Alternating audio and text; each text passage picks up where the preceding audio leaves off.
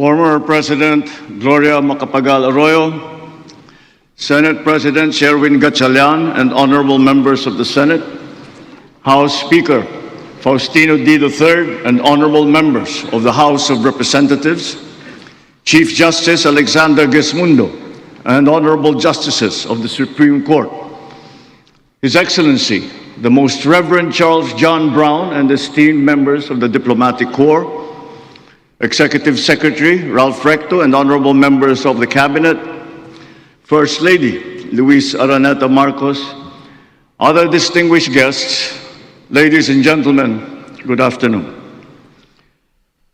Mga kababayan ko, naririto ako muli upang tuparin ang ating katungkulan at magbigay ng ulat sa inyo tungkol sa estado ng ating bansa at sa mga ginagawa ng inyong pamahalaan. Isang taon na ang nakalipas mula noong huli akong tumayo rito upang ilantad ang katiwalian na nadiskubre namin sa mga flood control project. Gaya ng aking ipinangako sa inyo, nagsagawa tayo ng malawakan at malalimang investigasyon na walang pagkikiling kahit kanino man. Masusi nating sinuri at sinundan kung saan tayo itinuro ng ebidensya. Lahat ng kailangang gawin ay ginawa natin upang matuntun ang punot dulo. Mayroon ng mga unang nakasuhan at nakulong, mga kontratista, matataas na opisyal, pati na mga mambabatas. At dumating na tayo sa punto na ayon sa Ombudsman ay malapit na ang paghain ng patong-patong na kaso laban sa dating speaker. Masakit man sa akin ito, ngunit kailangan nating gawin ang tama. Hindi ako pangulo ng aking pamilya. Hindi ako pangulo ng aking kaibigan.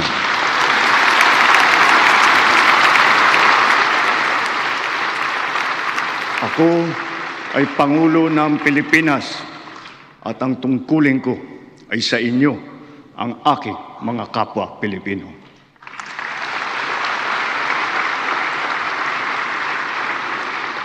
Kaakibat ng mga naisampang mga kaso, tiniyak ng inyong pamahalaan na mababawi mula sa mga nagsabwatan ang nakuha nilang pera ng taong bayan. Gayon din, pinigilan natin ang paglabas ng pera ng bayan na ipambayad pa dapat sa mga depektibo, peke o guni-guning mga proyekto at mapupunta lamang sa mga bulsa ng mga tiwalaing kontraktor at opisyal. Halos 25 bilyong piso ang halaga ng nabawi, frozen at napreserbang mga pera at ari-arian ng mga akusado. Ang mahigit 800 milyong piso dito ay agad nating nabalik sa Treasury. Lahat ng mababawi mula sa mga sangkot na tiwali ay agad ibabalik sa kaban ng bayan.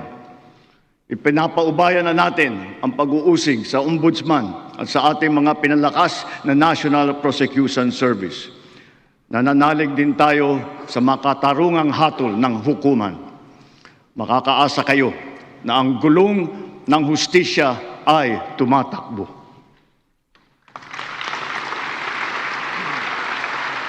Sa kabila ng mga kaganapang ito, kailangan natin umusad tungo sa pagbabago. Nakatulong ang lahat ng mga ulat at hinaing ninyo sa isumbong na Pangulo, ang inyong pagbabantay at pakikialam sa pamahalaan ay ang susi sa paglaban sa katiwalian. Ang reforma sa DPWH ay nagsimula na. Nagpasok tayo ng mga bagong graduate kasama ang mga tuwid at maasahang mga job order at contract of service. Bukod sa mga flood control project, lahat ng mga proyekto ay sinuri at tiniyak na talagang kinakailangan at maayos mula sa plano, presyo hanggang pagpapatupad. Para walang overpricing, sinigurado natin na ang mga materyales ay ayon sa presyo sa merkado. Bantay sarado ang bawat proyekto at ang nakalaang pondo sa Transparency Portal, Integrity Chain at katuwang na ang mga civil society organization. Mula nung tumama sa ating bansa ang epekto ng giyera sa gitnang silangan, Nagdeklara tayo agad ng State of National Energy Emergency. Iisa ang ating misyon, uplift, ang iahon ng ating nahihirapang mga mamamayan. Ang lahat ng mga ahensya ay inatasang magtipid at pagtuunan mabuti ang mga programa na mas mahalaga sa pagtugon sa mga epekto ng krisis. Ibinuhos natin ang pondo kung saan karapat-dapat at mas kinakailangan sa mga pangunahing serbisyong ramdam at tiyak na makakatulong sa ating mamamayan. Ang pera ng taong bayan na muntik mapunta sa bulsa ng mga tiwaling opisyal ay naisalba natin. At sa halip na magamit natin ay nagamit natin sa mabuti at para sa tunay na kapakanan ng mamamayan. Ibinaba natin ang karagdagang halos 58 bilyong pisong pondo sa mga lokal na pamahalaan para mas mabilis at mas malawak ang paglingap sa taong bayan. Mataas ang tiwala at kumpiyansa natin sa mga lokal na pamahalaan. Ito ay paghahanda na rin para sa mas marami at mas malawak na serbisyo para sa kanilang mga nasasakupan. Nagsimula tayo doon sa mga direktang naapektuhan ng kaguluhan. Ang pagsaklolo sa ating mga kababayang OFW na naipit sa digmaan. Mahalagang misyon ito ng pamahalaan. Gayong lagpas 2.2 milyong Pilipino ay naghahanap buhay sa Middle East. Simula nung naputok ang gera, mahigit 12,000 kababayan natin ang ating naiuwi sa bansa na ligtas. Mahigit 140,000 OFW naman ang ating nabigyan ng sari-saring tulong sa gitna ng kaguluhan sa Middle East. Tulad ng pagkain, tulong pinansyal, pagpapagamot at masisilungan. Pag-uwi sa Pilipinas, sila ay ating tinulungan upang makapagsimula muli sa pagpahanap buhay sa pamamagitan ng Action Fund at OWA Kabuhayan Program. Ang iba naman ay nilapit natin sa peso o kaya'y sinama natin sa bayanihan para sa balikbayang manggagawa job fair. Samantalang ang iba ay tinulungan natin makapaghanap buhay muli sa ibang bansa. Bukod sa kanila, ang mga magbabalik natin mga gurong OFW ay papasok na sa mga public school natin kung saan sila ay higit na kinakailangan. Dahil dito sa Pilipinas, sila ang ma'am at saka ang sir. Patuloy ang ating ugnayan sa iba't ibang bansa at ang suporta natin sa mga OFW para sa kanilang kaligtasan. Lalo na at may mga kababayan tayong nasawi o hanggang ngayon ay nawawala sa Middle East. Pangalawa, bunga ng ating magandang ugnayan sa iba't ibang bansa. Natiyak nating sapat ang supply ng langis para sa ating pangangailangan. Sa kabila ng pagsara ng Strait of Hormuz ay nagawa natin makabili at makapag-angkat mula sa ibang pagkukunang bansa tulad ng Japan, South Korea, Oman, India, maging sa Russia, pati na sa China. Dahil sa mga ito, natiyak natin na sapat ang supply ng bansa na tatagal hanggang halos 2 buwan. Nakipag-usap din tayo sa Iran para sa kaligtasan ng ating libo-libong mga kababayang tripulante na nasa Strait of Hormuz. Sa kooperasyon ng ating mga kumpanya ng langis, hindi naging biglaan ang pagtaas ng presyo ng petrolyo, kundi paunti-unti sa loob ng 1 linggo. Ito ay para naman maging magaan sa ating nahihirapang mga consumer. Nagtakda rin tayo ng sunod-sunod at malalaking mga price rollback na kailangan tuparin ng mga kumpanya ng langis. Sa tulong ng batas na naipasa ng Kongreso, agad din natin nasuspindi ng 3 buwan ang pagpataw ng excise tax sa LPG at saka sa kerosene. Bukod dito, agad din natin nilimitahan ang pagtaas ng presyo na inaangkat nating bigas. Inaresto at kinasuhan din natin ang mga nahuling nagsasamantala sa kabila ng pagdurusa ng taong bayan habang may state of energy emergency. Lahat ng posibleng gawin para mababa ang presyo at mapabagal ang pagtaas nito, ginawa natin. Marami ang naapektuhan o kaya nawalan ng trabaho sa panahong ito. Kaya tuloy-tuloy ang pagsasagawa natin ng mga job fair sa buong bansa. Nitong Mayo 1, araw ng paggawa at kasagsagan ng mataas na presyo ng krudo, Nagsagawa tayo ng halos 100 job fair kung saan halos 300,000 trabaho ay pinagbigay alam natin sa publiko. Sa isang araw ng job fair na ito, lagpas 6,000 Pilipino ang hired on the spot. Dito rin natin ipinamahagi ang mga sweldo para sa mahigit 100,000 benepisyaryo at nagtatrabaho sa ilalim ng dilip at tupad ng DOLE. Kumilos agad tayo upang pigilan ang mabilis na pagtaas ng presyo ng bilihin. Hinikayat ang mga bangko at e-wallet na magbawas ng kanilang karaniwang singil sa bawat transaksyon na online. Kaya ngayon, maraming bangko at e-wallet na nagbaba o nagtanggal ng kanilang sinisingil sa online transaction fee. Upang makaluwag din sa mamamayan, nagbigay ang mga bangko ng hanggang 6 na buwang palugit sa pagbabayad ng utang at hanggang 1 taon naman kung ang utang ay ginamit para sa agrikultura. Ganito rin ang ginawa ng GSIS at SSS para sa mga utang ng mga miyembro nito, pati na ang NHMFC para sa mga umutang ng murang pabahay at ng Pag-ibig Fund para sa mga naapektuhan na OFW. Kahit papano ay nakaluwag ito sa mga consumer, lalo na sa mga naghuhulog para sa kanilang bahay at sa mga nagpupundar para sa kanilang negosyo. Sa panahon na lumiit ang kita dahil sa mataas ng mga presyo, mahigit 26,000 toneladang bigas ang binigay sa mahigit 2.5 milyong pamilya. At ito'y itutuloy pa natin hanggang umabot sa 8 milyong pamilya na makikinabang.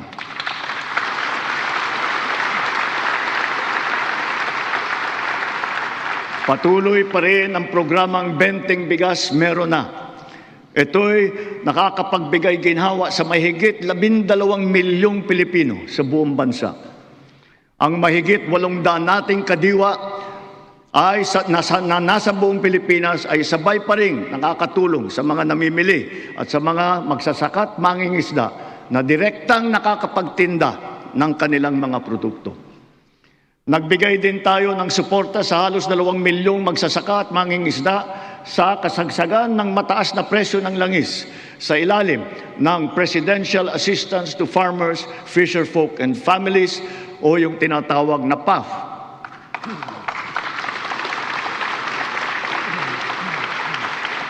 Dahil sa mas malakas, malawak at mura nating internet, naging mainam na alternatibo ang online classes at saka ang ating work from home.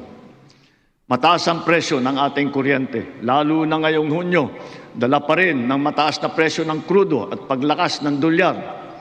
Gayunpaman, tiniyak natin na nabigyan ang mamamayan ng kaunting proteksyon sa kanilang electric bill.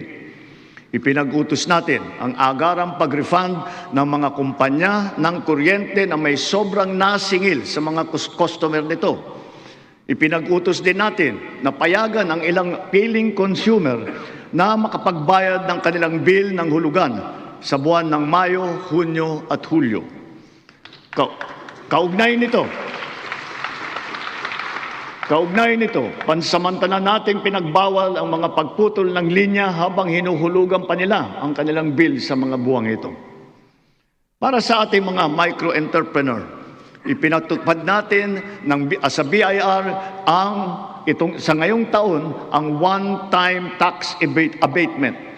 Layunin nito na makapagbigay ng kaunting ginhawa sa mga nalugi o kaya lumiit ang kita dala ng hirap ng panahon. Ang sektor ng transportasyon ang pinakamatinding tinamaan ng epekto ng krisis.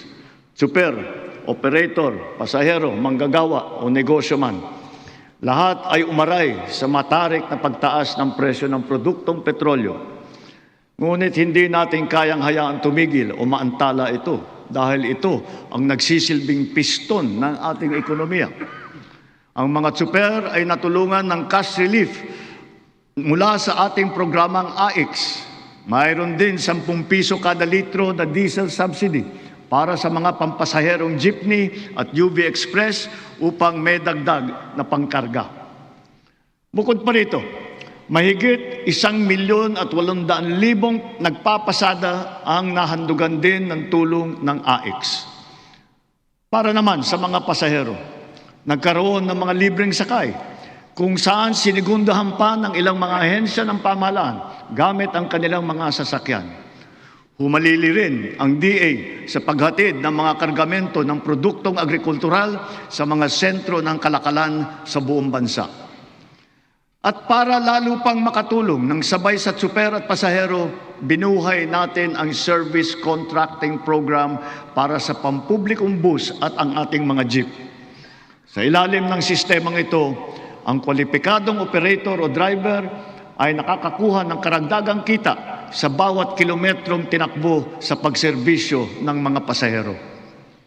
Sa panig naman ng pasahero, kung hindi man libre ang sakay, meron silang 20% na discount sa pamasahe. At ang diskwentong ito ay dagdag pa sa karaniwang 20% discount para sa mga estudyante, sa senior at saka sa may kapansanan. Ibig sabihin, para sa ating mga priority passengers, 40% ang kabuuang diskwento nila sa pamasahe.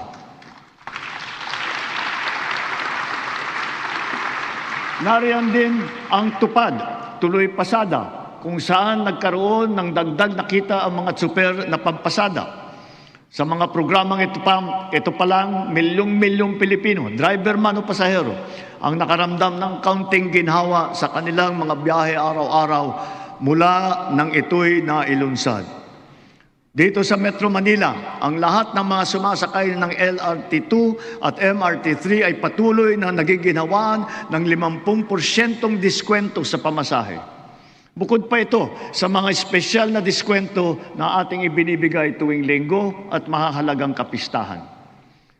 Sa ating mga paliparan at pantalan, pansamantala nating binaba ang sari-saring mga bayarin sa paggamit ng mga pasilidad, gaya ng terminal fee, landing and take-off fee, harbor fee, anchorage at berthing fee, pati mga storage fee. Halimbawa, sa Cebu Port, naging libre ang terminal fee. Sa mga palipara naman,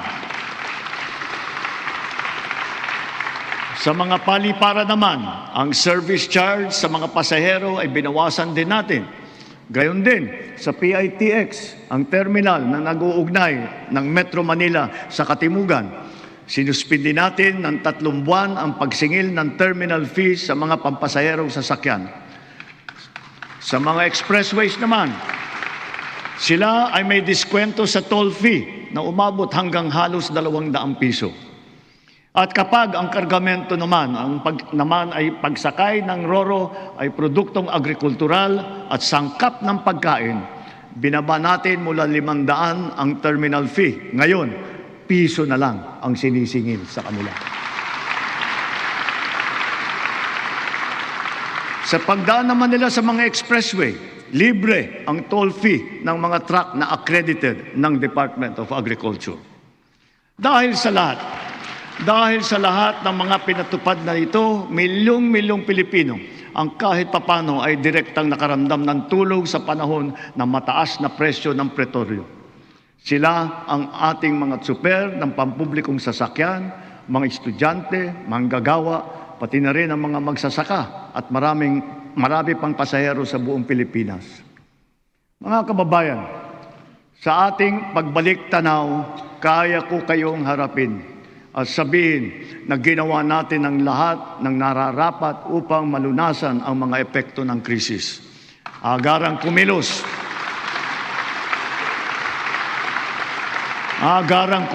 ang buong pamahalaan upang tumulong sa mamamayan. Sa katunayan, tayo pa ay hinahangaan ngayon dahil sa bilis, liksi at pagiging aktibo ng ating pagtugon. Libuang buwan mula sumiklab ang digmaan, ramdam pa rin natin ang bigat ng mga epekto nito sa ating bansa. Hanggang kailangan, asahan ninyo na hindi titigil ang pagsuporta ng pamahalaan. Naglaan tayo ng mahigit 60 bilyong piso para dito hanggang sa katapusan ng taon.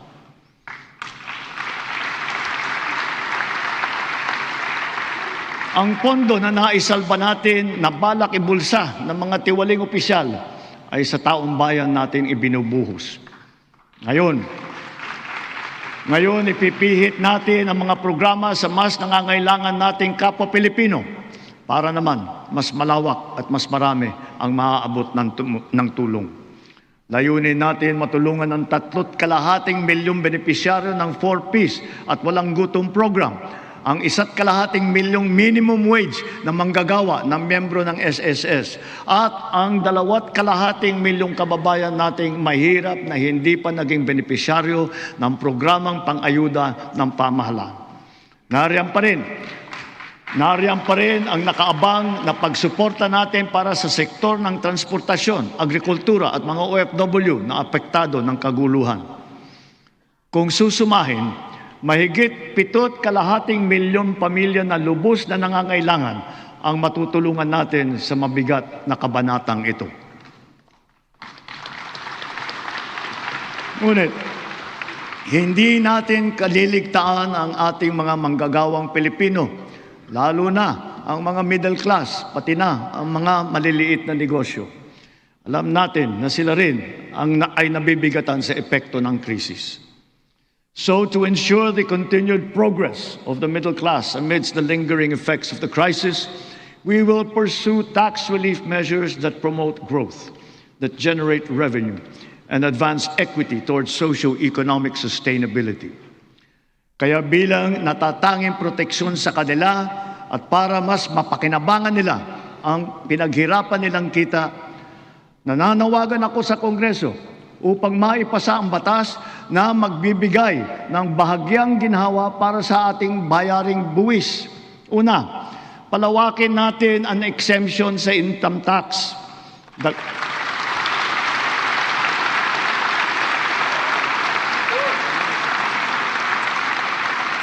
Dagdagan natin ang mga manggagawang malilibre sa buwis sa kanilang kita. Isasama na natin ang mga kumikita ng hindi lalagpas sa 350,000 pesos kada taon.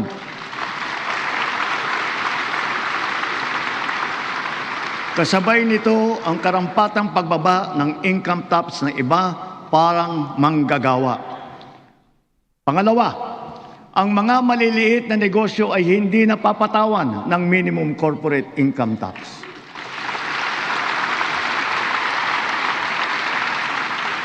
Pangatlo, para mapanatag ang loob ng taong bayan, ang pagbigay ng amnesty para sa mga hindi nabayarang buwis tulad ng income tax, estate at donors tax at value-added tax.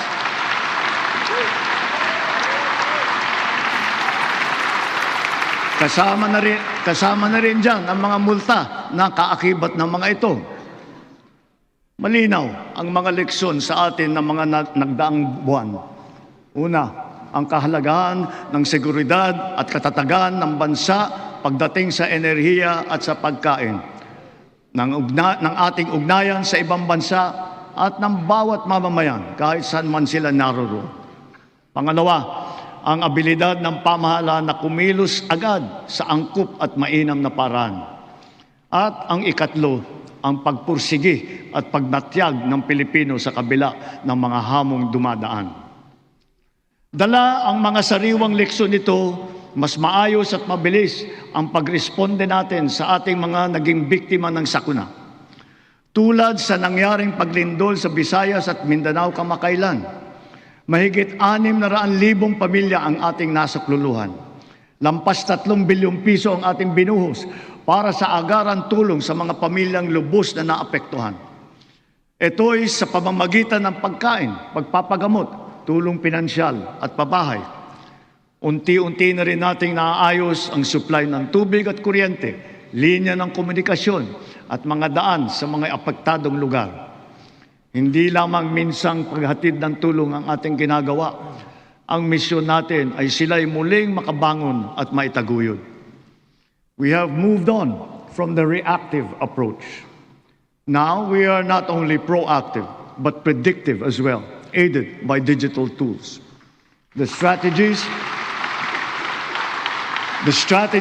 of public-private supply chains, hubs and spokes, warehousing, automated production, and wide-scale pre-positioning of food and non-food supplies in LGUs have proven their efficacy.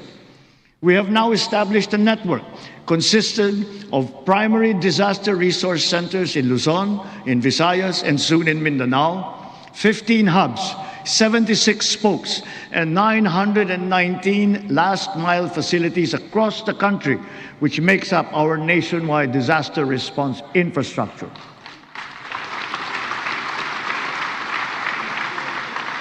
Because of this robust system, delivery of emergency nourishment and relief to target areas is now made possible under 24 hours. Sa panahon ng krisis o kalamidad, handa na ang pamahalaan sa pagpapadala ng mga mobile energy system upang makapaghatid ng emergency power sa mga lugar na nawalan ng kuryente.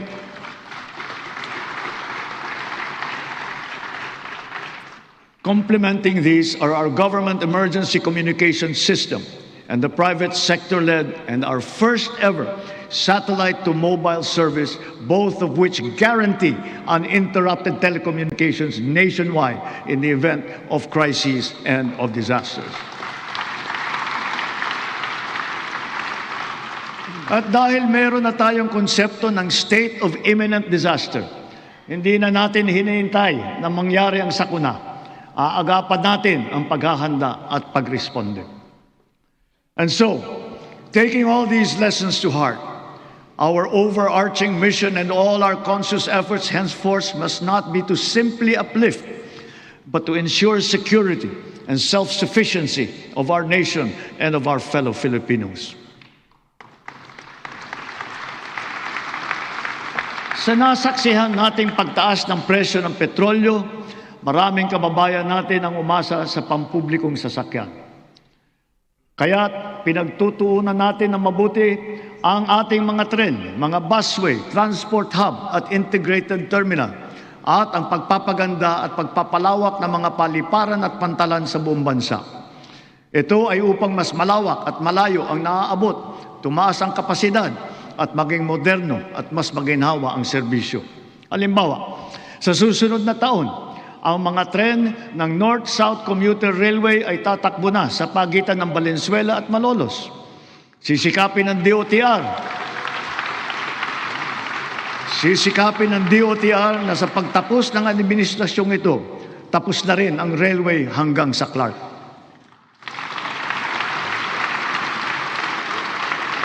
Sa susunod na taon, bubuksan na rin ang 12 stasyon ng MRT-7. Matapos ang halos 3 dekada, may bago ng linya ang MRT na tutulak pa hanggang Sacred Heart sa Quezon City mula sa North Avenue. At balang araw, aabot pa ito hanggang San Jose del Monte, Bulacan.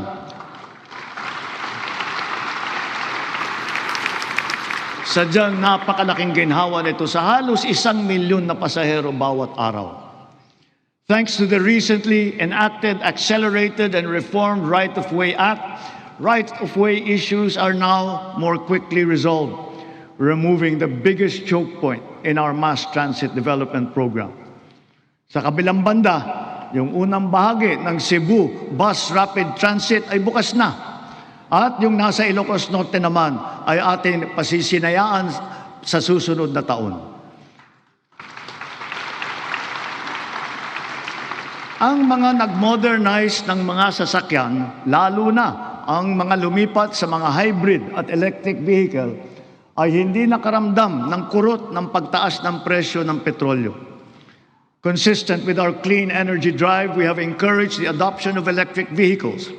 We have removed all tariffs on EVs until 2028 to bring down market prices.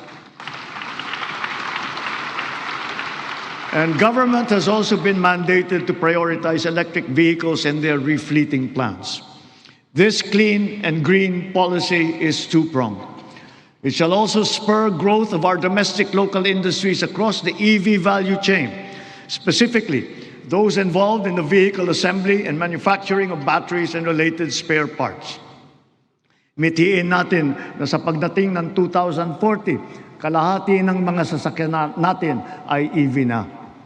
Ang ilang makabagong love bus at ang articulated bus na gagamitin sa Davao City, mga EV na. Ang MB Dalaray naman na pinasayaan natin kamakailan lamang ay isa ring EV na nabuo sa pagtutulungan ng UP at saka ng DOST.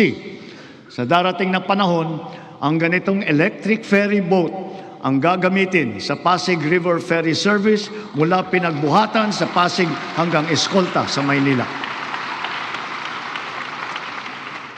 Kaya hinihiling ko ang suporta ng buong industriya upang mapaandar na natin sa lalong madaling panahon ang ating minimiting modernisasyon ng mga pampublikong sasakyan.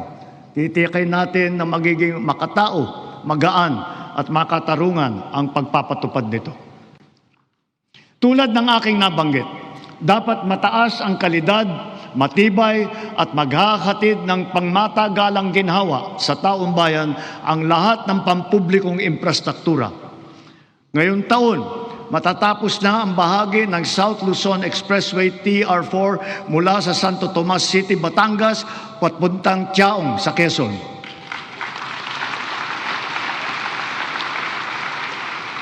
Halos 17,000 motorista araw-araw ang makikinabang dito. Ang mga nasirang tulay sa San Juanico sa Eastern Visayas, Cabagan, Santa Maria sa Isabela, Pigatan sa Cagayan, Calbigan at Liloan sa Samar, at Panuliran sa Iligan ay kaagad nating naayos at ngayon nagagamit na muli.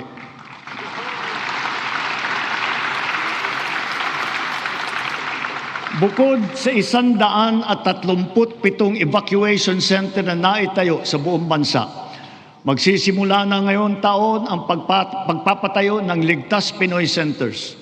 Una doon sa mga lugar na madalas tamaan ng hagupit na panahon, tulad ng Bicol, Eastern Samar, Bukidnon, Davao de Oro. Ang mga gusali na ito ay dinisenyo upang kayanin ang mga malubhang kalamidad tulad ng super typhoon na 340 kilometers per hour, ang lakas ng hangin at ang magnitude na 8.4 na lindol. Ganon din dapat ang taas ng kalidad at tibay ng lahat ng pribadong infrastruktura. Ang lahat ng gusali sa ating bansa ay dapat handa at kayang manatiling matatag at nakatindig laban sa anumang banta ng sakuna at kalamidad. Kaya akmal lamang ng bigyang halaga at pagtuunan ang pag-amyenda ng National Building Code upang maging alinsunod ito sa mga modernong pamantayan. Katambal ng paglaban sa katiwalian, kaugnay ng mga ghost at substandard na flood control project, naglunsad din tayo ng Oplan kontrabaha sa buong bansa. Dito sa Metro Manila, masigasig ang ginagawang paglilinis ng mga estero at imburnal sa pangunguna ng MMDA. Nakakatulong ang mga Cash for Work program sa malawakang paglilinis na mahigit 200 estero at waterway mula sa Luzon hanggang Mindanao, sa Ilocos Sur, sa Cagayan, sa Camarines Sur, Negros Occidental, Cebu, Capiz, Iloilo, Lanao del Norte, Maguindanao del Sur, Misamis Oriental at Bukidnon. Sa kabila ng mga ginagawa nating ito, kailangan pa rin nating iwasto ang ating pamamaraan sa pagtapon ng basura. One systemic intervention is to update our 25-year-old Ecological Solid Waste Management Act, aligning it with modern waste management practices such as waste-to-energy and waste treatment technology.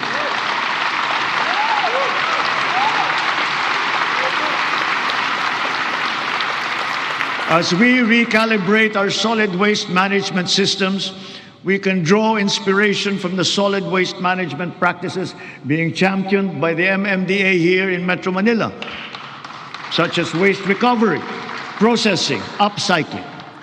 For example, what used to be the Carmona Sanitary Landfill of the 1990s is now the MMDA Nature Park. And more than a multi-purpose green space, it shall soon be the base of its high-level disaster preparedness training and simulation exercises.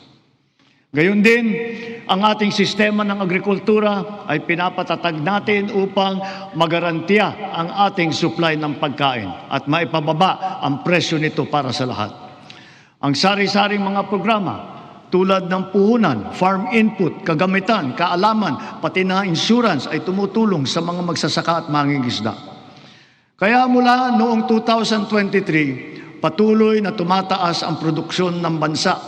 Lumalakas ang cropping intensity, dumadami ang ani tulad ng palay, mais, asukal, baboy at manok.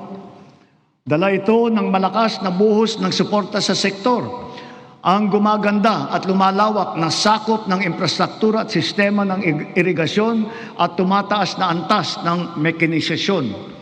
Nagbubuklod na rin ang mga magsasaka at mangingisda at nabibigyan ng makabagong teknolohiya, binhi at mga pasilidad at kagamitan. Ilan sa mga ito ay ang 145 rice processing system, 3 malaking cold storage facility, at halos 40,000 makinarya. Ang mga taniman naman ng niyog ay dumadami at lumalawak din, dala ng ating programa na malawakang pagtatanim sa buong bansa. Nakapagtanim na tayo ng 18 milyong puno at layunin po natin na sa pagkatapos ng administrasyong ito, makakapagtanim tayo ng 100 milyong puno ng niyog sa Pilipinas.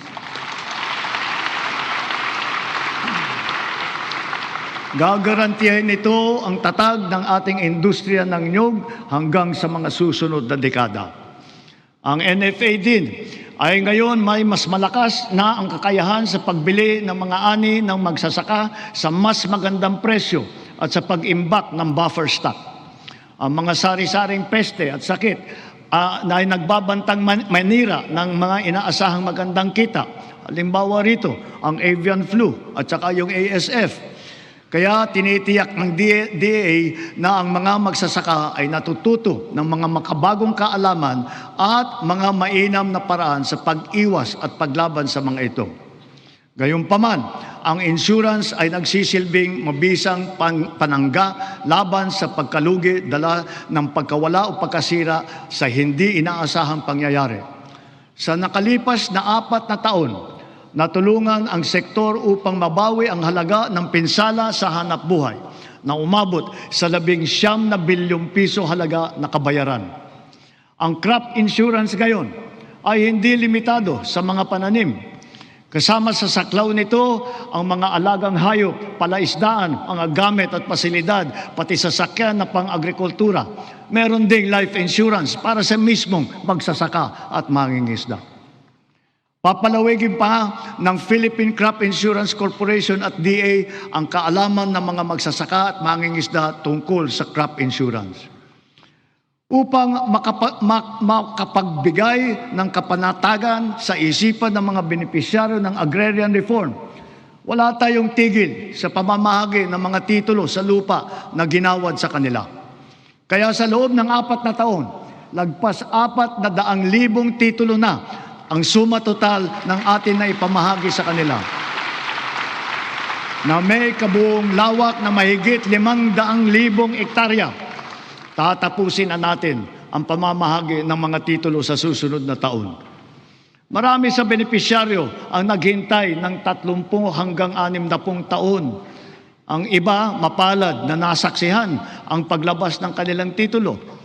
Sa tagal naman ng panahon, yung iba apo na ang tumanggap.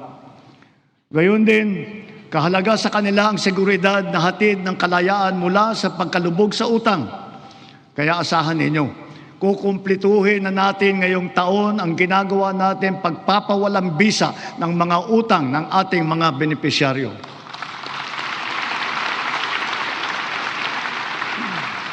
Sa kabila ng mga ito, patuloy pa rin ang suporta ng DAR sa reformang agraryo tulad ng irigasyon, mga daan, makinarya at mga pautang para sa mga benepisyaryo nito. Kaya sinasabi ko, Secretary Conrad, huwag mong munang isipin na pwede ka na mag-retire. Marami ka pang trabaho na gagawin sa DAR. Ang mga nagdaang buwan ay nagpaalala sa atin na kailangan natin paramihin ang pinagkukunan natin ng kuryente.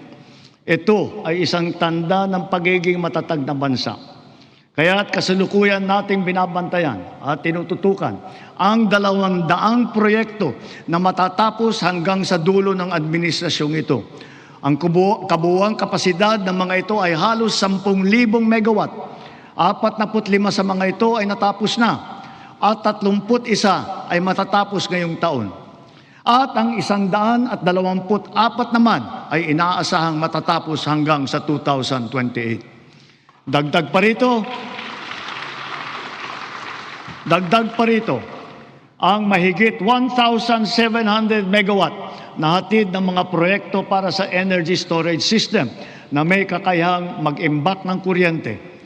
Karagdagang seguridad ito sa 2028 para sa halos 30 milyong kabahayan at mga industriya sa bansa. Ang mga proyektong ito ay napabilis ng dahil sa mga bagong patakaran at proseso na nagpapadali ng pagnegosyo dito sa ating bansa para sa mga Pilipino at dayuhang negosyante. Ngunit siyempre, mas pinapaghalagahan natin ang mga teknolohiya na hindi umaasa sa inaangkat na krudo na pinapaandar ng mga likas na yaman ng ating bansa tulad ng renewable at indigenous. Bukod sa ilang mga plantang pinapatakbo ng krudo, nakapagdagdag tayo ng mahigit 60 plantang pinapatakbo naman ng geothermal, solar, hydro at wind at saka ng biomass. Because of the extension as well of the Malampaya service contract until 2039, drilling operations once again resume for the first time in 8 years. What we have uncovered is truly a national treasure. An untapped reserve of 222 billion cubic feet of natural gas, which bodes well for the continuous production of our premier gas field until 2034. To put it in context, 222 billion cubic feet of natural gas is sufficient to power 1.6 million households for the next 8 years until 2034. Inspired by this development, we have already awarded a total of 14 petroleum service contracts in Luzon, Visayas, and Mindanao.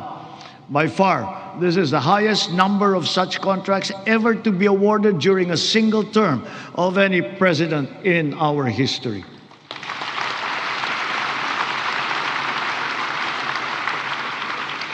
Four of the contracts that we have so far awarded are for the production of hydrogen. Hydrogen gas will serve as a backup fuel for our power plants, especially useful for our off-grid areas. It is also touted as the world's clean fuel of the future. Two of the newly awarded petroleum service contracts are co-managed with the BARM government. This is the first time in our political history. BARM is now firmly set to pursue its strategic vision of energy security and total electrification for and in the Bangsamoro region.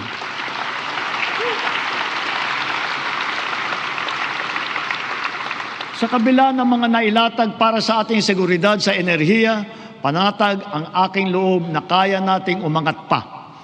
We have begun to embark on the establishment of hydrogen power plants. Multiple projects are now in their pre-developmental stage in Marinduque, in Masbate, Zamboanga, Sibugay, Basilan, and other potential areas. Pushing the envelope further, perhaps it is time for us to revisit nuclear energy production.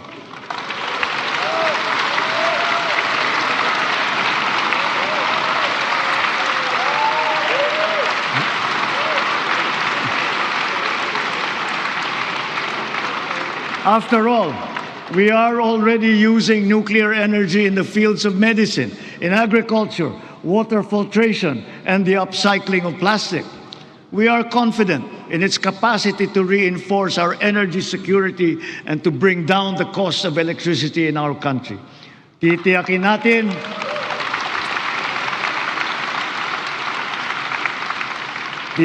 natin ito ay ligtas.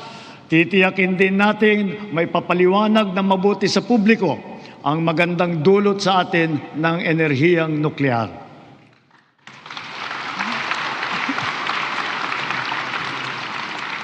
Mga kababayan, sa lahat ng mga ginagawa natin sa sektor ng enerhiya, maninaw din sa pamahalaan ang hinaing ng taong bayan na pababain ang presyo ng kuryente sa bansa.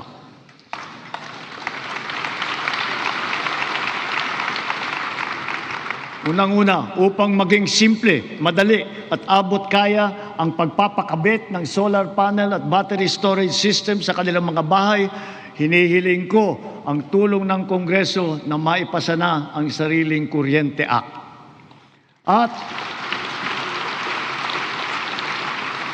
At kung pagbawas ng presyo ang usapan, sa aking palagay, panahon na para tanggalin na natin ang systems loss na pinapasa sa consumer.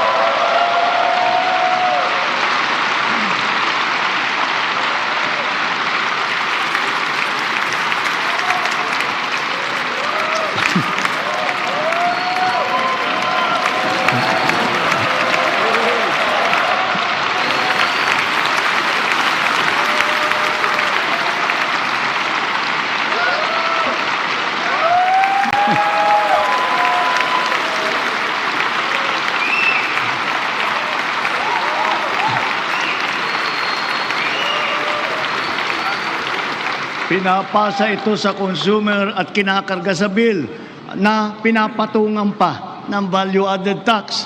Hindi naman kasalanan ng consumer kung bakit nagkaroon ng systems loss. Kaya hindi naman tama na kailangan sila pa ang pagbabayarin dito.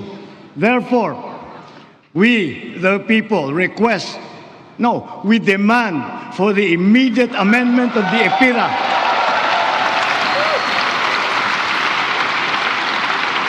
and to prohibit charging systems loss against consumers, including the value-added tax thereon.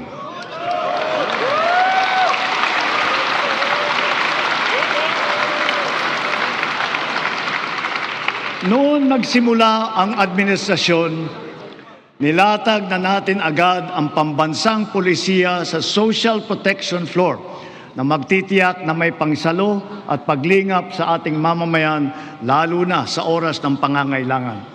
Kaya't nariyan ang DILIP at tupad ng DOLE at AIX at Risk Resiliency Program ng DSWD para magsilbing pantawid sa anumang krisis na pinagdadaanan sa pamamagitan ng pansamantalang hanap buhay o di kaya'y tulong pinansyal. Ngunit, mas mainam pa rin ang pangmatagalang seguridad ng makukuha mula sa matatag na trabaho. Maraming trabaho ang hatid ng ating lokal na industriya na patuloy natin pinalalakas.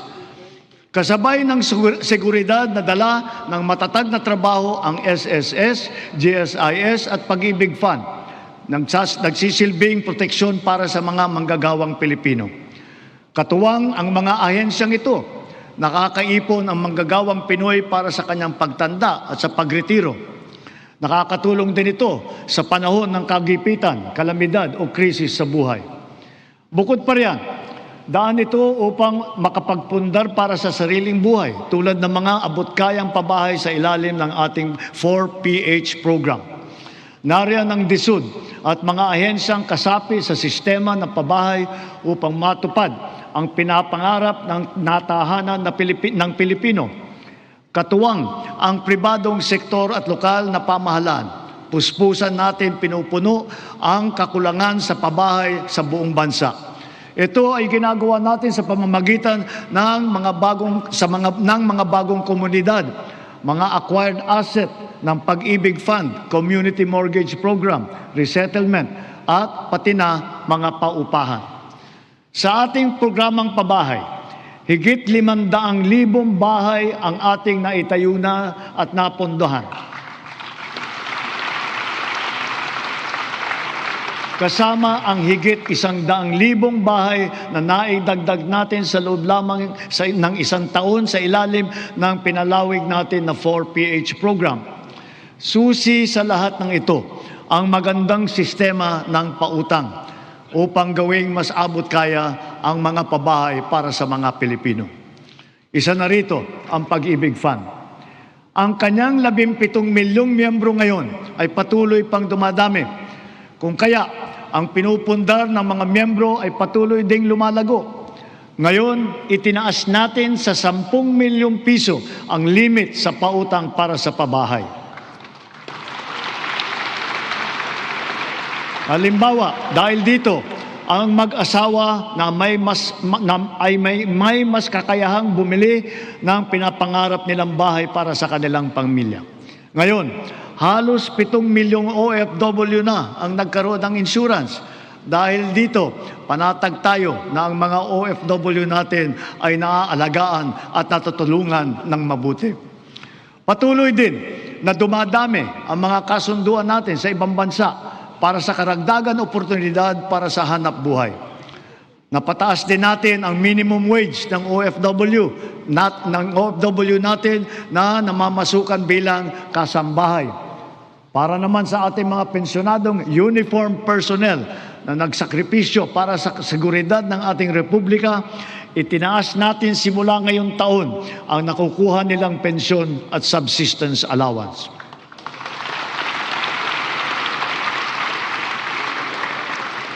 Bilang dagdag tulong naman sa mga pensyonado ng SSS, pinaaga natin ang 10% pagtaas ng kanilang pensyon simula Hunyo na dapat sana ay nakatakda pa sa Setyembre. Mula nung nag-umpisa ang administrasyon, humigit kumulang 44 na milyong Pilipino na ang protektado ng SSS. Mahigit 80,000 sa kanila ay mga tsuper, mga tindero, tendera, gig worker, mga job order at contract of service at iba pang mga nasa informal na sektor. Ang mga contract of service at job order ng pamahalaan, ipinagpatuloy natin ang kanilang mga serbisyo. Naglaan pa tayo ng karagdagang sahod para sa kanilang paghulog sa SSS, Pag-ibig at PhilHealth bukod sa iba pang mga benepisyo. Misyon natin na mas marami pang Pilipino ang makakasapi sa SSS, lalo na ang informal na sektor at mga self-employed na tulad nila. Kaya nananawagan ako sa buong sambayanan, huwag natin ipagwalang bahala ang seguridad na handog ng SSS, pati na ang Pag-ibig Fund. Tiyakin po natin na ang wasto at buwanang paghulog para sa mga ikabubuti ng ating mga kinabukasan. Maganda ring balita na dumadami sa ating mga kababayan ang kumukuha ng insurance at pre-need mula sa pribadong sektor. Mainam din itong pagpundar para sa kinabukasan. Ito ay para sa lahat ng Pilipino. Ginawa rin itong mas abot kaya dahil sa mga micro-insurance plan. Ngayon na nasa merkado, ito yung mga rehistrado at lehitimo. At mas maganda rin balita sa ating kabataan. Sa kanilang murang edad ay nagbubukas na ng mga account sa bangko o kaya sa digital payment app. Hikayatin at turuan natin silang mag-impok at magpundar para sa kanilang kinabukasan. Gayunpaman, edukasyon pa rin ang siyang pangunahin nagtataguyod ng kakayahan. Kung kaya ito ang nangunguna sa listahan ng administrasyong ito.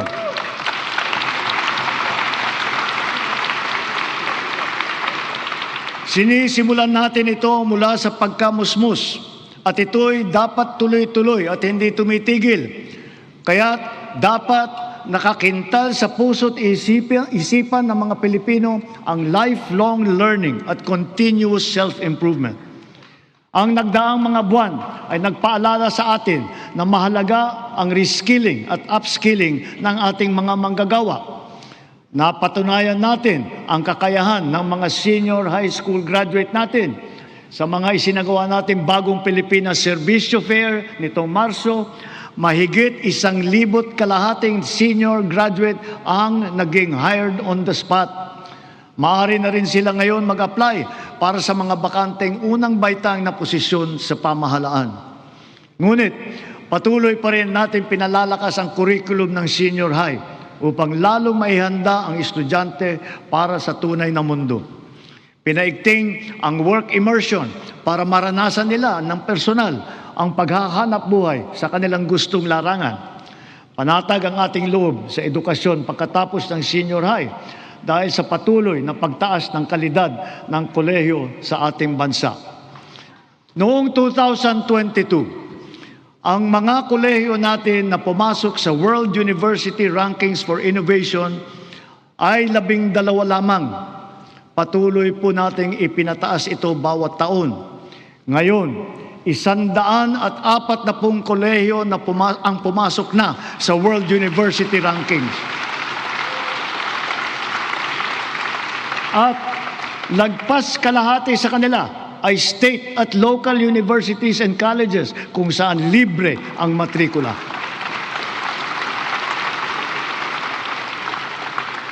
Para mahikayat ang kabataan na magtapos ng kolehiyo, ang tanggapan ng Pangulo ay naglaan ng 100,000 piso para sa 5 estudyante sa bawat barangay sa buong bansa.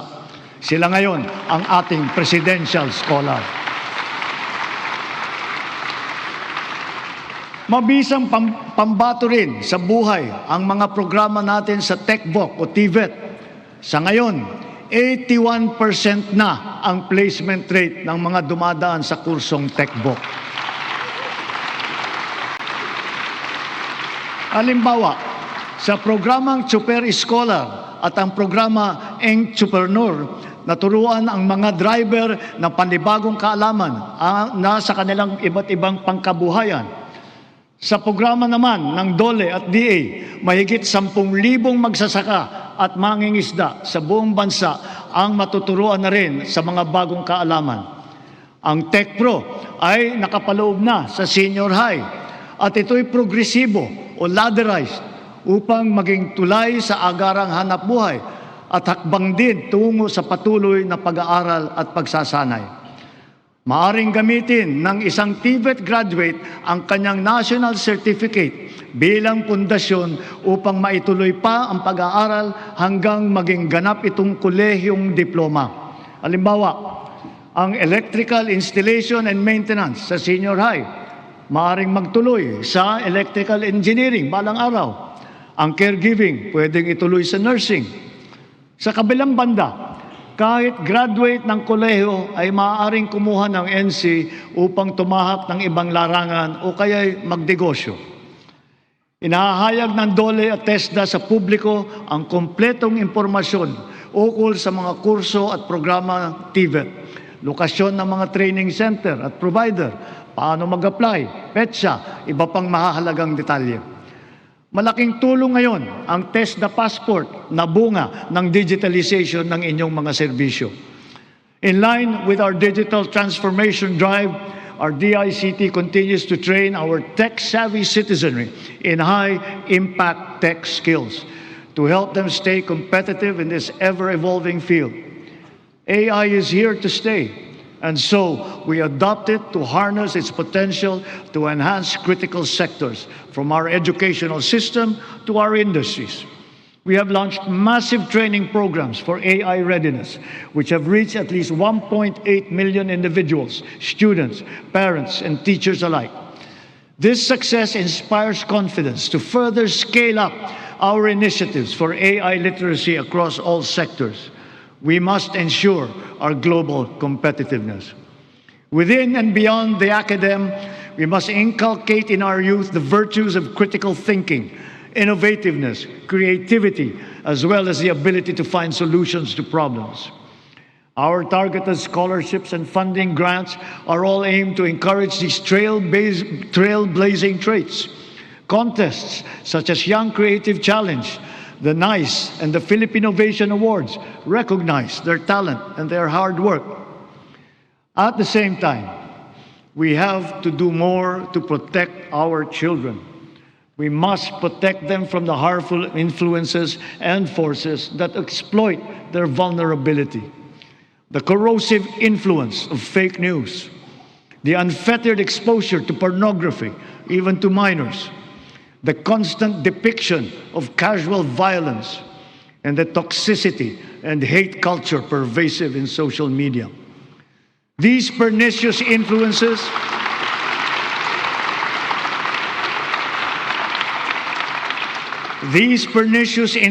lead to issues of their mental health, rise in teenage pregnancies, and HIV/AIDS cases and other extremely harmful consequences.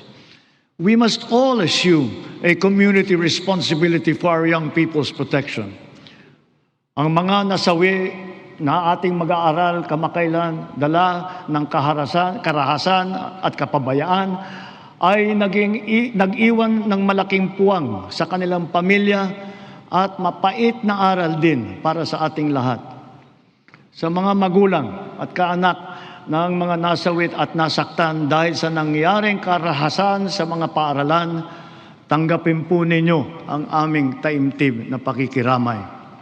To the parents of Chris Lawrence Fabian, Joyancy Separa, and Ayesa Nicole Dazo, we are all so very proud of the unflinching bravery and heroic virtue that you have instilled in your children.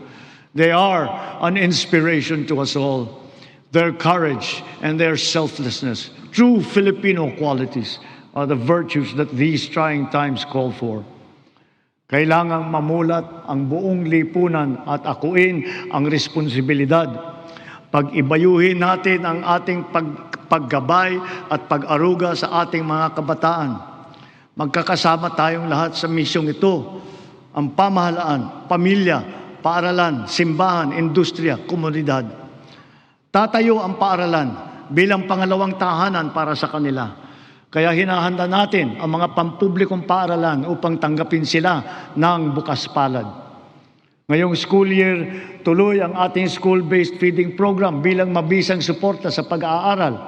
Sa programang ito, mapapakain natin ang mahigit 4.2 milyong kinder at grade 1 at mga mag-aaral na grade 2 at pataas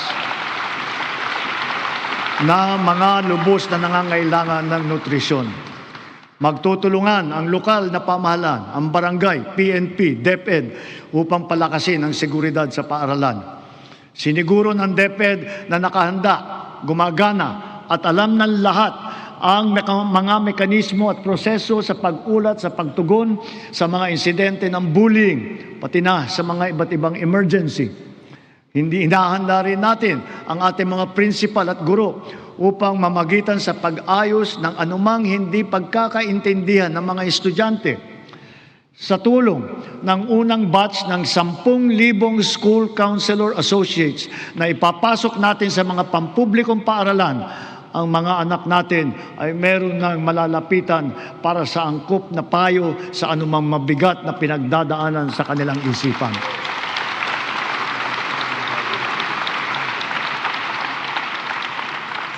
Hindi mawawaglit sa ating isipan ang karangalan at kadakilaan ng ating mga guro.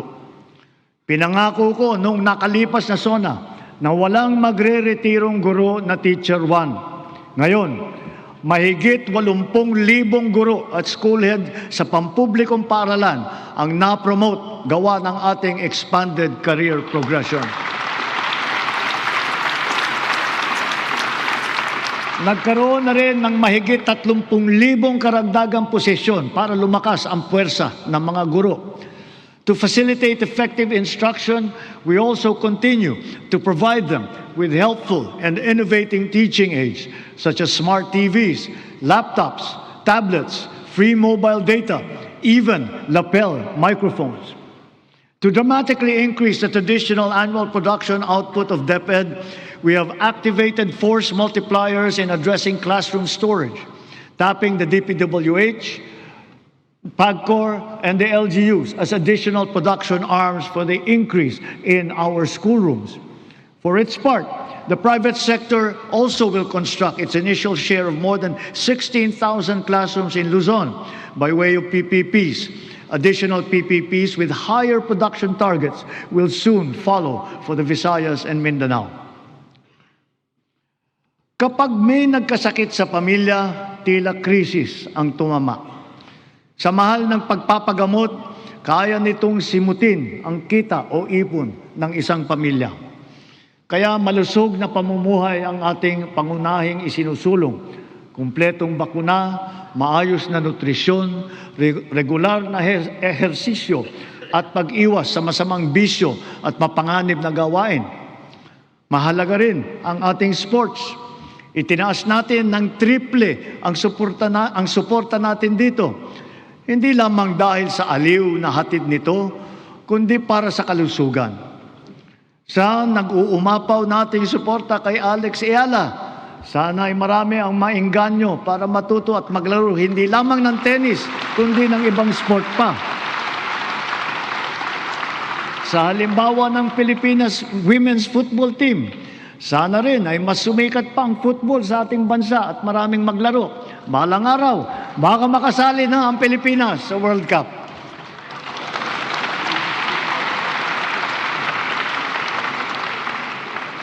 Ang ating sistema ng universal healthcare ay ang pangunahing seguridad sa kalusugan ng bawat Pilipino, katuwang ang DOH at saka ang PhilHealth. Daig ng maagap ang masipag. Ito ang layunin ng ating YAKAP program. Ilayo ang Pilipino mula sa sakit at tugunan ng maaga ang nagbabadyang karamdaman. Sa taong ito, 4.5 milyon na ang nakapagpatingin mula sa 25 milyong Pilipino nakarehistro sa programang ito. Hangad natin, mas maraming klinika pa ang makakasapi sa YAKAP upang mas marami pa ang pagpipilian ng ating mga mamamayan. Sa kaugnay nitong gamot program, ang miyembro ng PhilHealth ay makakakuha ng kailangang gamot mula sa mahigit 2,000 accredited na provider. Ang bawat miyembro ay may benefit limit pa na 20,000 piso kada taon. Ngayon, 75 na ang mahahalagang gamot na kasama sa listahan ng programang ito. Meron diyang antibiotic, laban sa asma, alta presyon, kolesterol, para sa diabetes, sa ubo, lagnat, at iba pang mga sakit na kadalasang nararamdaman. Sa 7 buwan ng taong ito, mahigit 300,000 kababayan natin ang nakinabang dito. Bukod sa programang ito ng PhilHealth, ang bilang ng mga gamot na tinanggalan natin ng value-added tax ay umabot na sa mahigit 2,000. Mahigit 700 dito ay laban sa cancer, mahigit 500 ay para sa alta presyon, mahigit 600 naman ay laban sa diabetes at para rin sa mental health. Sa buwis na ito na ating tinanggal, ang side effect dyan ay mas mababang presyo nito sa butika.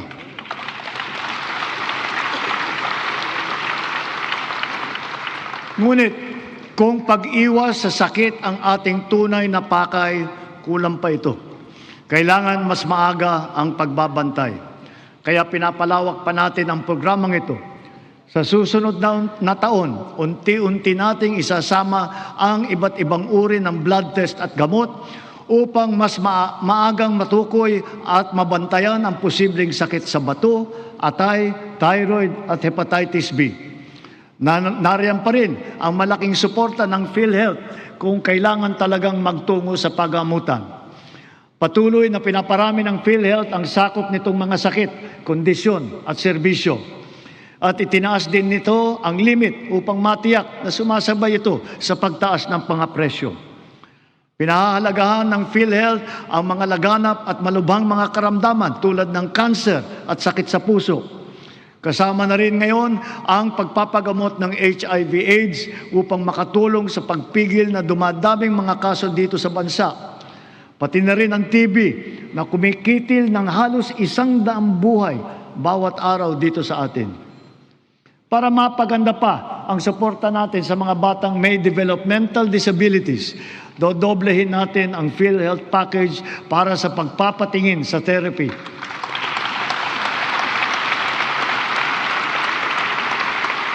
Dadamihan din natin mula sa 90 hanggang 150 ang bilang ng therapy session na sakop ng PhilHealth.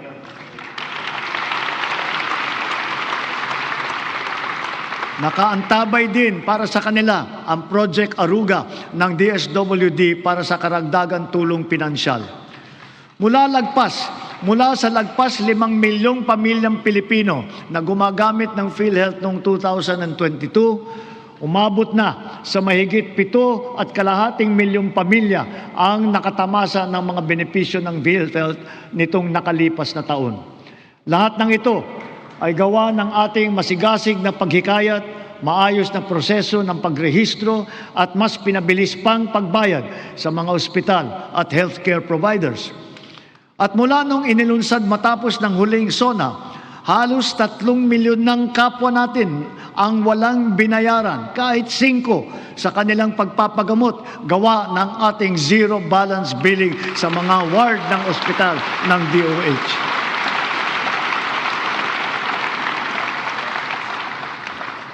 Siyempre, hindi natin makakaligtaan ang maaasahang medical assistance o MAIP. Mas marami na ang ospital na sakop nito. Mas pinadali pa ang proseso.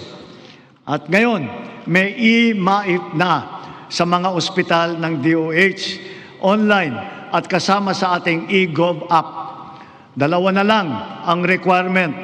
Wala na ring GLGL, kaya hindi na kailangan pumila o magmakaawa pa sa sino mang politiko.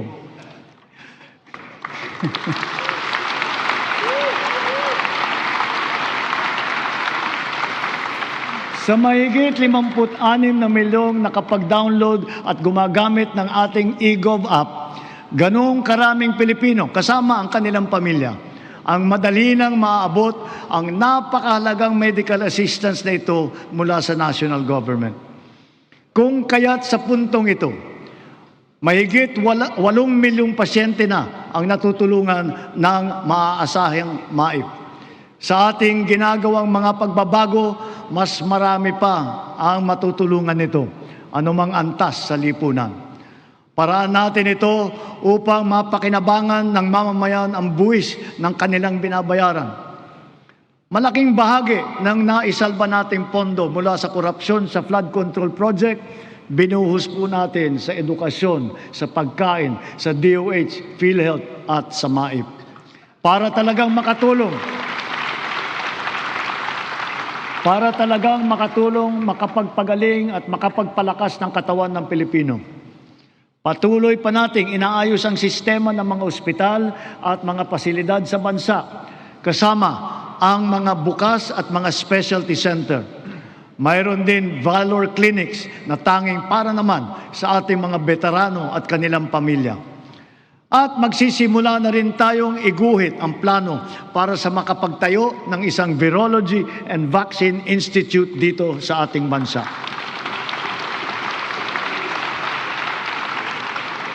Kasabay nito, ang hanay ng mga dalubhasa sa larangan ng medisina at kalusugan ay dumadami na rin. Mula noon na magsimula tayo, mahigit dumoble ang kumukuha ng medical scholarship kapalit ng obligasyon na maglilingkod sa mga pampublikang ospital sila balang araw. Sa kanilang pinamamalas na serbisyo publiko, ang ating mga doctors to the barrios ay nagsisilbing huwaran sa ating mga susunod na henerasyon ng mga Pinoy na doktor.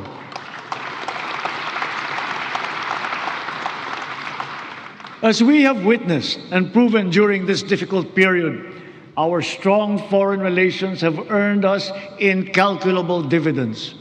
The Philippines is once again a full member of the community of nations.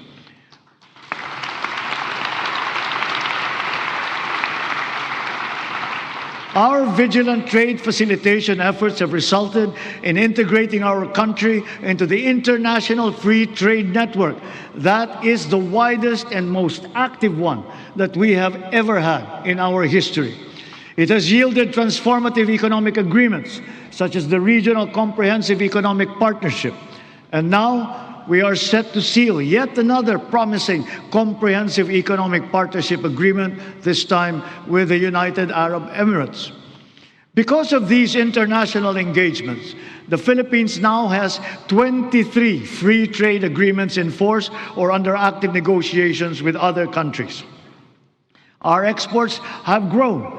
They have continued to grow, reflecting high productivity and the increasing competitiveness of our products and services in the international trade market. It now behooves us to reinforce our strengths, enhance our comparative advantage, and diversify our portfolio. On this principle, we have maintained our competitiveness in supplying critical components to top technology companies in the world. We have also maintained export competitiveness for our indigenous farm products, such as ube, coconut, bananas, other tropical fruits. And we have now ventured into new, invaluable ones like enoque mushrooms. Foreign investments continue to pour in because of our beneficial policies, especially those promoting ease of doing business and accelerating digital transformation that curb red tape and corruption.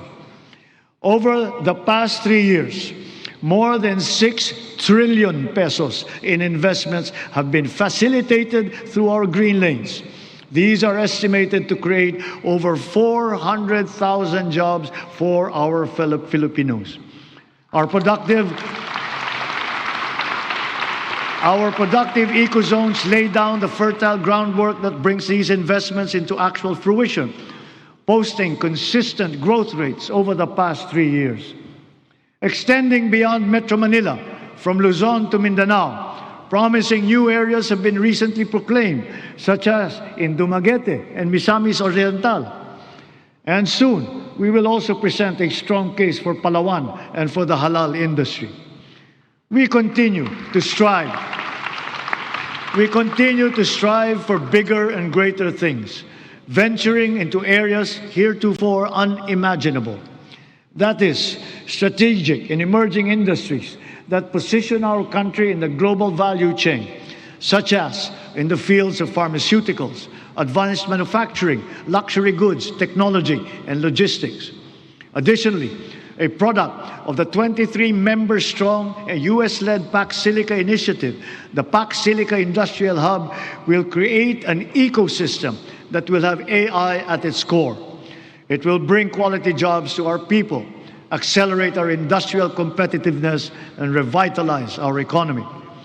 As a strategic component of the Luzon Economic Corridor, the hub will be an advanced manufacturing and logistics center in the global AI and technology value chain. Cagayan is both geographically and economically primed to serve as our gateway to space and host the country's first spaceport. A sounding rocket launch test is slated for next year. Yes, we are going to launch a rocket into space.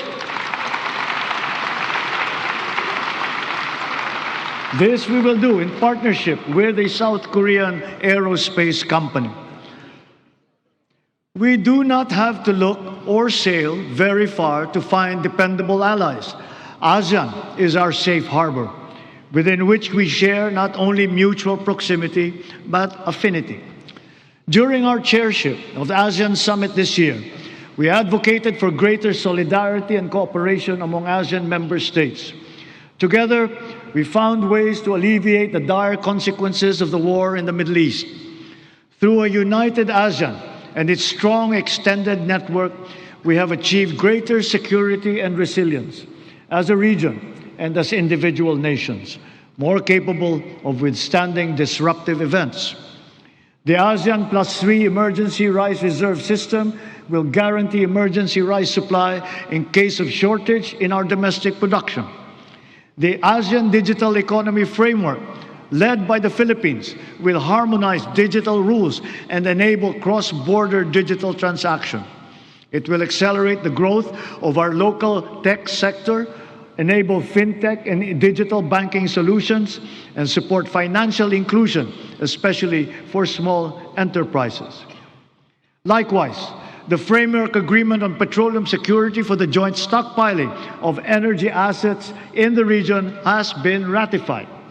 And now that our Luzon, Visayas, and Mindanao grids are fully connected, we are in a better position to connect with our neighbors to help realize the ASEAN power grid.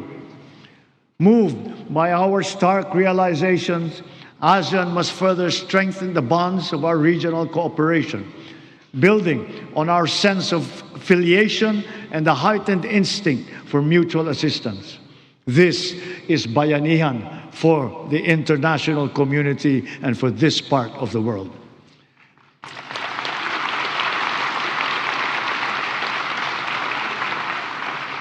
And more significantly, we in ASEAN joined by the entirety of Filipinos who by nature are peace-loving, re-echo our unified appeal for an end to violent conflict.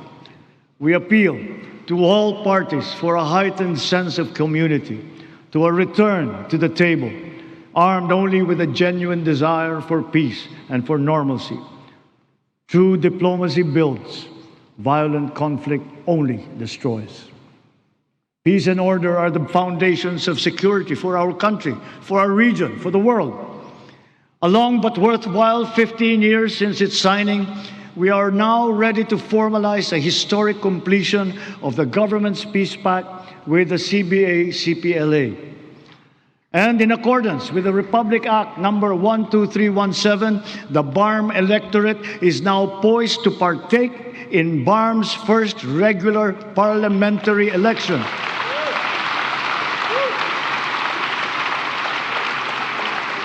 This is a critical accomplishment under the Comprehensive Agreement on the Bangsamoro.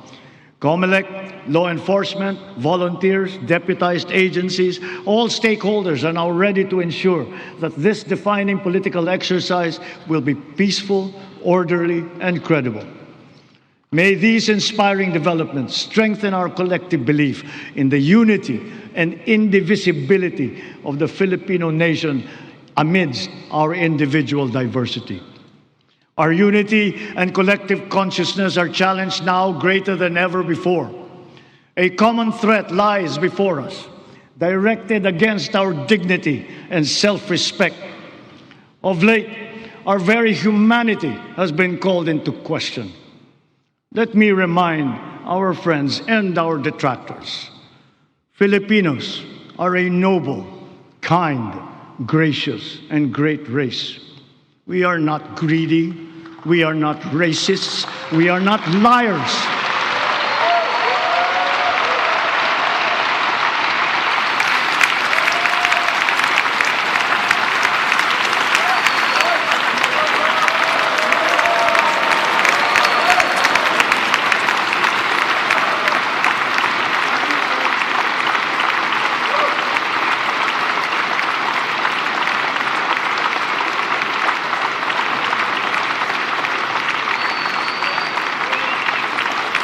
We are respectful and we are dignified.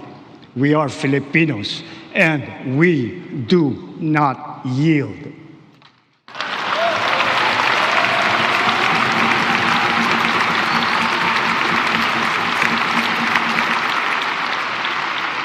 Just recently, we celebrated the 10th anniversary of the final and binding 2016 Arbitral Award, which stands as a definite benchmark for the interpretation and application of the UNCLOS. This is not a claim that we advance alone, nor is it one that we will abandon. Your government will do all that is necessary to continue upholding this award, utilizing every peaceful and legal means available to the Republic against any attempt, foreign or domestic, to undermine this achievement. We give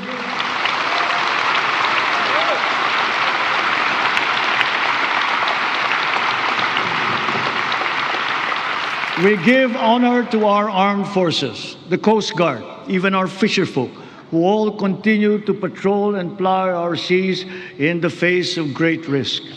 To them, we owe collective gratitude and appreciation, for it is they who give life to the letter and spirit of the Arbitral Award.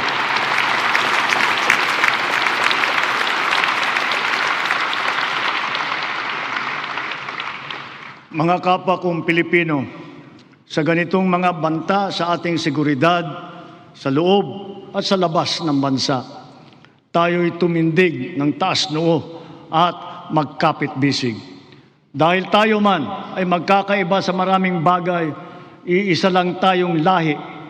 Tayong lahat ay Pilipino, Pilipino sa diwa, Pilipino sa dugo. Manaig nawa ang pagkakaisa at ang pagmamahal natin sa inang bayan at sa kapwa Pilipino. Sa bagay na ito, hindi tayo magkakatunggali. Tayo ay magkakabigkis tulad ng ating pinamana sa ating buong kasaysayan. Sa mga pang-aalipusta, hindi tayo matitinag. Sa manlulupig, hindi tayo pasisiil.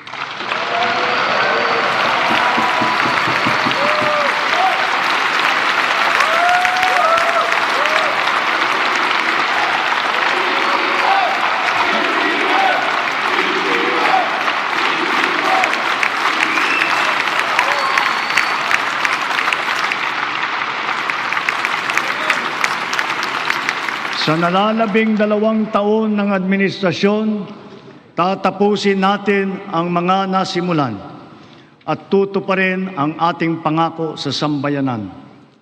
My beloved countrymen, let us continue the work that we have started to make the Philippines the country that Filipinos deserve. There is no nobler cause than this. We do this for our children.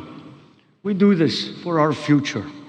We can but do this because we love our country and we love our people. Maraming salamat po. Magandang gabi po. Mabuhay ang Pilipinas!